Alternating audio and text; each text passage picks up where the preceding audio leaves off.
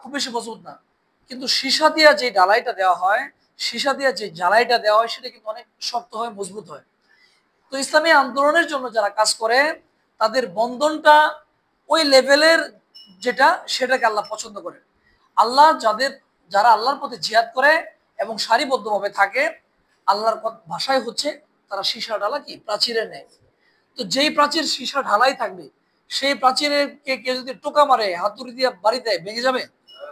সেই প্রাচীরকে কেউ যদি ভয় দেখায়, প্রাচীর কি নুয়ে পড়বে? সেই প্রাচীরকে যদি বলে যে তোরা আর এখন থেকে আর জামাতের সাথে কাজ করতে পারবি না, যদি কাজ করো এলাকায় তোর ব্যবসা বাণিজ্য নষ্ট করে দেবো, তোরা এলাকা ছাড়া করুন, এই ধমক দিয়ে কি এলাকা ছাড়া করতে পারবে? কারণ আল্লাহ বলেছেন তারা সীসা ডালা প্রাচীরের নেয়, তাদেরকে ঠুনকো অজুহাতে সামান্যতম টোকা দিয়া তাদেরকে নড়ানোর কোনো সুযোগ আছে? সুযোগ নাই প্রিয় ভাইরা। তো আল্লাহর ঘোষণা অনুযায়ী আমরা আমাদের জায়গা থেকে মজবুত থাকবো। আমাদেরকে সর্বোচ্চ জালেম যিনি ছিল, সে জালেম সর্বোচ্চ নির্যাতন করেছে, আমাদের ভাইকে শহীদ করেছে, আমাদের অসংখ্য ভাইকে কি খুন গুম করেছে। কিন্তু এই আন্দোলন, এই দিনের পথের অভিযাত্রা কি আমাদের থেমেছিল? থেমে নাই, বরং আমাদের টার্গেট যে জান্নাত, সেই মঞ্জিলে যাওয়ার জন্য আমরা আমাদের তৎপরতা থেকে অব্যাহত রেখেছি, ঠিক না? তো ফাঁসির কাস্টে যেও যে আন্দোলনকে দমানো যায় নাই, আজকে এই মানে যারা এই কয়েকদিন আগে এই দেশ স্বাধীন হওয়ার পর নানান দল যারা একটু ক্ষমতার কাছাকাছি চলে গেছে নিজেদেরকে মনে করে, তারা যদি এলাকার প্রভাব দেখায়, তাদের দাপটের প্রভাব দেখায় যে আমাদেরকে টনক নড়াইতে চায়, আমাদেরকে ধাক্কা মেরে ফেলে দিতে চায়, এটা পারবে? ইসলামী আন্দোলনের কর্মীদেরকে কখনোই টুকা দিয়ে নামানো যাবে না। এর জন্য আপনার আমার দৃঢ় প্রত্যয় থাকতে হবে যে আমরা আল্লাহর দিনের জন্য কাজ করছি, আমি আল্লাহর দিনকে বিজয় করব। ইসলাম বিরোধী কোনো শক্তি, কোনো পক্ষ আমাকে কখনো এই কাজ থেকে বিচলিত করতে পারবে না, কারণ আমরা কাজ করছি কার জন্য? আল্লাহর জন্য। ঠিক আছে? এই জন্য এই বিষয়টা আমাদেরকে মাথায় রাখতে হবে। সূরা সফে আল্লাহ এটাই বলেছেন, যারা আল্লাহর পথে কাজ করে যেন তারা এমন ভাবে সেখানে দাঁড়ায়, দণ্ডায়মান থাকে, তারা এমন ভাবে সারিবদ্ধ থাকে যেন তারা সীসা ডালা প্রাচীরের নেয়। তার মানে হচ্ছে কেউ সহজে তাদেরকে এই প্রাচীর থেকে, এই মজবুত সংগঠন থেকে কখনো বিচ্যুত করতে পারবে না ইনশাআল্লাহ প্রিয় ভাইরা।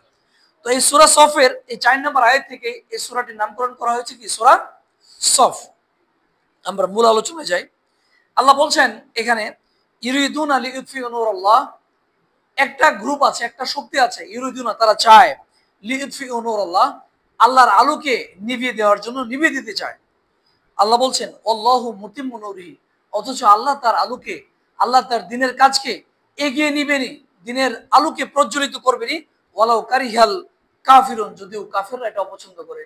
কাফের শক্তি, ইসলাম বিরোধী শক্তি কখনোই চায় না ইসলামের আলো ঝলঝল করে উঠুক, কালেমার পতাকা উত্তোলিত হোক, ইসলাম প্রতিষ্ঠিত হোক, এটা কখনোই চায় না। দেখেন 5 আগস্টের আগে যারা ইসলামী সমাজ বিনির্মাণের জন্য কাজ করতো না, তারাও কিন্তু আমাদের পক্ষে আন্দোলন করেছে, আমরা একসাথে আন্দোলন করেছি। আজকে 5 আগস্টের পরে তারা যখন দেখেছে তারা নিজেরা ক্ষমতার কাছাকাছি চলে গেছে, তারা এখন বলতেছে বাংলাদেশে যেন মৌলবাদের অভয়ারণ্য না হয়ে যায়, নাউজুবিল্লাহ। আরে ভাই, মৌলবাদ মানে তো ইসলাম, ইসলামী শক্তির প্রভাব বাংলাদেশে বিনির্মাণ হবে, এটাই স্বাভাবিক। বাংলাদেশের 90+ % মানুষ হচ্ছে মুসলমান, বাংলাদেশে মুসলমানদের কর্তৃত্ব, ক্ষমতা, দাপট থাকবেই, এবং এটাই সত্য। কিন্তু আপনি কোন মুখে এমন কথা বলেন যে বাংলাদেশ যেন মৌলবাদের অভয়ারণ্য না হয়? এই মৌলবাদ গালি দিয়ে, জঙ্গি তকমা দিয়ে এই আগের যে সরকার বাংলাদেশে ছিল 53 বছর যারা শাসন করেছে বিভিন্ন সময়ে পালাবদল হয়ে, তারা কিন্তু এরকম নানান তকমা দিয়ে আমাদেরকে নানানভাবে ঘায়েল করার চেষ্টা করেছে। তো আজকে যদি এরকম কোনো কেউ এরকম অ্যাক্টিভিটিস বা এরকম কোনো কথা বলে, এটা বাংলার মানুষ কি মেনে নেবে না প্রিয় ভাইরা আমার। এজন্য আমাদের ঐক্যবদ্ধ হতে হবে, আমাদের স্ট্রংলি সবকিছু হ্যান্ডেল করতে হবে। আল্লাহর ঘোষণা এটা, তোমরা যতই চেষ্টা করো ইসলামের আলোকে, কোরআনের আলোকে নিভিয়ে দিতে, এটা তোমরা পারবা না, কিন্তু তোমাদের একটা কষ্ট লাগবে। আল্লাহ তার আলোকে, আল্লাহ তার দিনের কাজকে এগিয়ে নিয়ে যাবেন ইনশাআল্লাহ। তারপর আল্লাহ বলছেন রাসূলের আগমনের উদ্দেশ্য কি, রাসূলকে কেন নিয়ে এসেছিলেন, আর রাসূলকে যে উদ্দেশ্যে পাঠিয়েছিলেন আপনার আমার দায়িত্ব কিন্তু সেটা, ঠিক কিনা? কারণ কি, আমাদের আদর্শকে মুহাম্মদুর রাসূলুল্লাহ সাল্লাল্লাহু আলাইহি ওয়াসাল্লাম, আমাদের একমাত্র আদর্শকে মুহাম্মদুর রাসূলুল্লাহ সাল্লাল্লাহু আলাইহি ওয়াসাল্লাম। আল্লাহ বলেছেন লাকাদ কানা লাকুম ফি রাসূলিল্লাহি উসওয়াতুন হাসানাহ, নিশ্চয়ই তোমাদের জন্য মুহাম্মদুর রাসূলুল্লাহ সাল্লাল্লাহু আলাইহি ওয়াসাল্লামের জীবনে রয়েছে সর্বোত্তম আদর্শ। আমাদের অন্য কোনো মতাদর্শ, অন্য কোনো মতামত, অন্য কোনো ব্যক্তি আদর্শের দিকে যাওয়ার কোনো অপশন নেই। আমাদের একমাত্র আদর্শ হচ্ছে মুহাম্মদ রাসূলুল্লাহ সাল্লাল্লাহু আলাইহি ওয়াসাল্লাম। মুহাম্মদ রাসূলুল্লাহ সাল্লাল্লাহু আলাইহি ওয়াসাল্লাম যে ভিশন এবং মিশন নিয়ে এসেছিলেন, যে লক্ষ্য এবং উদ্দেশ্য নিয়ে পৃথিবীতে এসেছিলেন, সেই ভিশন এবং মিশন উনি যেটা বাস্তবায়ন করেছিলেন, রেখে গিয়েছিলেন, সে আদর্শ, সেই লক্ষ্য বাস্তবায়ন করার জন্য আজকে আমরা ঐক্যবদ্ধ হয়েছি এবং সেটা করার জন্য আমাদেরকে আমৃত্য চেষ্টা করে যেতে হবে, ঠিক কিনা? আল্লাহ এটাই বলেছেন, ওয়াল্লাযী আরসালা রাসূলাহু বিল হুদা ওয়া দীনিল হক। তিনি সেই সত্তা যিনি তার নবীকে পাঠিয়েছিলেন বিল হুদা, হেদায়েত দিয়ে, ওয়া দীনিল হক, এবং সত্য একটি দিন দিয়ে। কেন?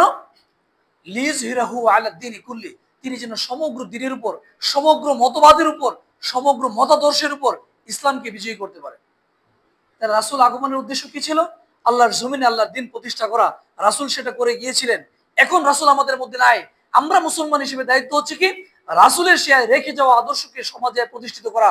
আজকে সমাজে ইসলাম প্রতিষ্ঠিত না থাকার কারণে ইসলাম বিরোধী শক্তিরা নানান ভাবে তাদের ক্ষমতা দাপট দেখানোর চেষ্টা করছে। আজকে সমাজে অন্যায়, অত্যাচার, জুলুম, নির্যাতন হচ্ছে শুধুমাত্র একটা কারণে, রাষ্ট্রীয় পর্যায়ে ইসলাম প্রতিষ্ঠিত না থাকার কারণে। আজকে যদি কোরআনের আইন কায়েম থাকতো, মানুষ ব্যভিচার করার সাহস পেত না, মানুষ ডাকাতি করার সাহস পেত না, মানুষ চুরি করার সাহস পেত না, মানুষ অন্যায় করার সাহস পেত না, মানুষ অন্যের জমি দখল করার সাহস পেত না, মানুষ চুরি চাটামি করার সুযোগ পেত না। কিন্তু সবচেয়ে বড় লেখ যেটা আমাদের, ইসলামের সমাজ প্রতিষ্ঠিত নাই।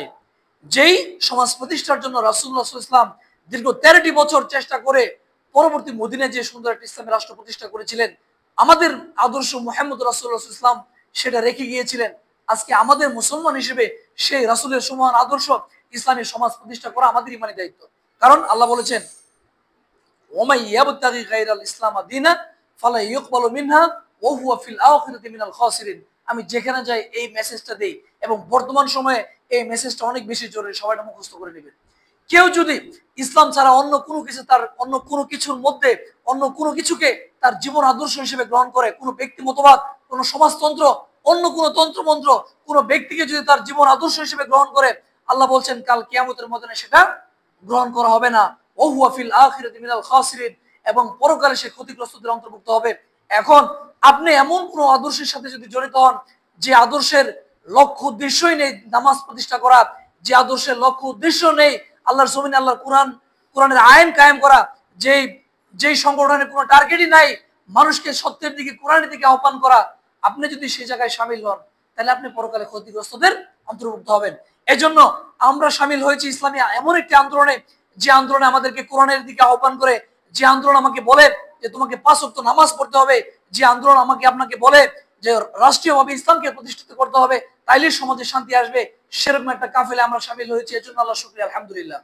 আজকে আপনি আমি, আমার মতো অনেক হুজুর, অনেক মুসল্লি, অনেক মানুষ না বুঝে ইসলাম প্রতিষ্ঠা যারা করতে না চায়, এরকম মানুষের সাথে দল করছে সমাজে প্রভাব প্রতিপত্তি ক্ষমতা দেখানোর জন্য। কিন্তু আল্লাহ বলেছেন কি, সেটা আল্লাহর পক্ষ থেকে গ্রহণ করা হবে না, প্রিয় ভাইরা। এজন্য আমরা যে আদর্শে অনুপ্রাণিত হয়েছি, সেটা কিসের আদর্শ? মুহাম্মদুর রাসূলুল্লাহ সাল্লাল্লাহু আলাইহি ওয়াসাল্লাম আদর্শ।